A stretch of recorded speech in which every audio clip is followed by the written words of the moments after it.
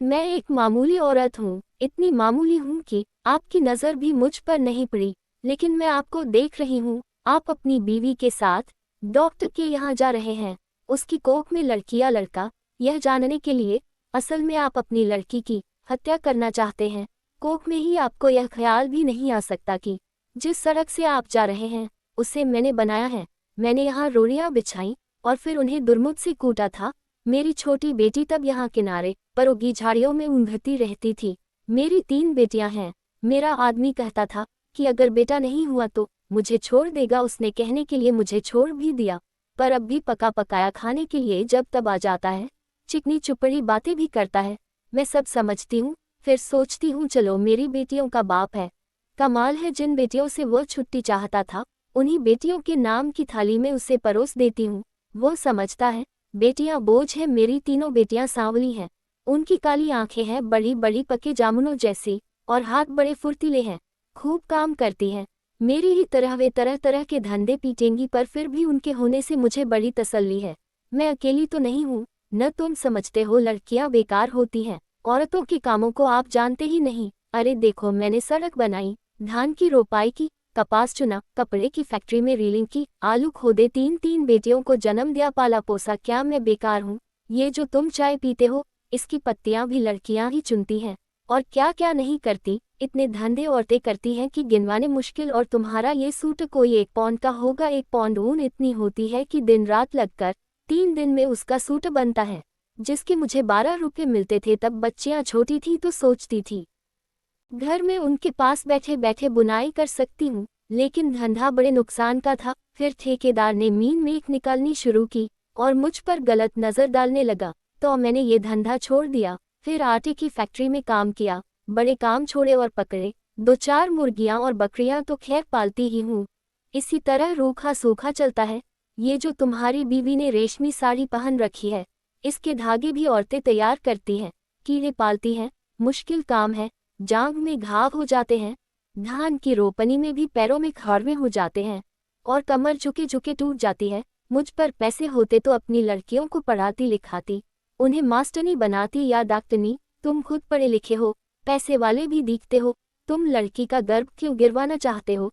तुम समझते हो तुम्हारी लड़की कोई काम नहीं कर सकती? अरे आदमी कोई फालतू चीज नहीं, 100 काम है उसके करने को। फिर इस तरह सोच समझकर लड़कियों को मारना तो कुदरत से खिलवाड़ है। अगर मान लो तुम्हारे घर लड़का हो गया तो तुम क्या सोचते हो? वो तुम्हें लड़की से ज्यादा प्यार करेगा। फिर लड़के बिगड़ते भी बहुत हैं, आजकल उनका ध्यान शरारत, ताश और मारपीट में ज्यादा हो गया है। मान लो लड़की ही पैदा हो जाए तो क्या तुम उसे पढ़ाना लिखाना, वो तुम्हें खूब प्यार करेगी। लड़कियां माँ बाप को खूब प्यार करती हैं, तुम्हारे घर में रौनक होगी सो अलग से। तुम सोचते हो दहेज देना पड़ेगा तो तुम उसे खाने कमाने लायक कर देना। दहेज मांगने वाले से शादी मत करना। हो सकता है आप ही ऐसा लड़का मिल जाए जो बिना दहेज के शादी कर ले। अगर ना मिले तो क्या वो कमाएगी खाएगी और तुम्हारा सहारा बनेगी? हो सकता है वो तुम्हारा नाम रोशन कर दे। तुम्हारे लिए क्या पैसा ही सब कुछ हो गया, या दुनिया का डर अपनी बेटी से भी बड़ा हो गया? आखिर तुम अपनी बेटी को प्यार तो कर ही सकते हो, और बेटी भी तुम्हें प्यार कर सकती है। माँ बाप और बच्चे का इतना रिश्ता बहुत हुआ, इसके लिए तो आदमी जीता है। पैसे को चाहे जितना मानो, पर मोह ममता फिर भी बड़ी चीज है, इसे बनाए रखने में ही खैर है। नहीं दुनिया उजड़ी समझो, कुदरत के साथ इतनी मनमानी अच्छी नहीं। लड़कियों को तुम ऐसे ही गिरवाते रहे तो औरतें कितनी कम हो जाएंगी। फिर तुम उनके लिए कुत्तों की तरह लड़ोगे। दहेज के डर से आज उन्हें मरवा सकते हो तो कल फिर पैसे के लालच में बेचोगे भी। इस तरह क्या दुनिया बड़ी अच्छी हो जाएगी, या तुम्हारे घर परिवारों में खुशियां छा जाएंगी? तुम जो रेशमी साड़ी पहनकर इसके साथ चली आई हो, इससे इतना डरती क्यों हो? सोचती हो यह तुम्हें छोड़ देगा?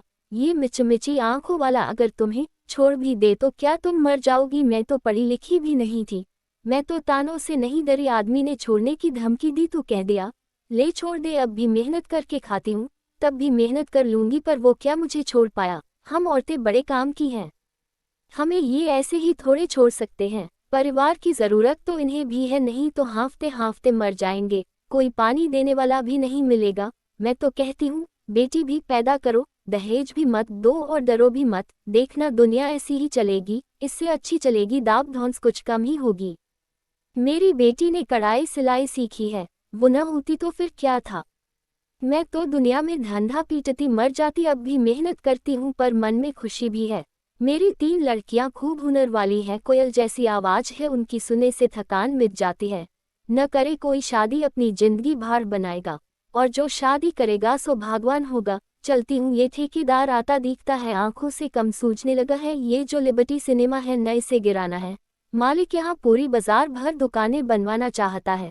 यही मलबा ढोने का काम करूँगी, काम तो ठीक है, मैंने बहुत किया है, पर इसके सामने ये डॉक्टर की दुकान है। यहाँ लड़का लड़की टेस्ट होता है, बस इसे देख देख के मन में बेचैनी बनी रहती है।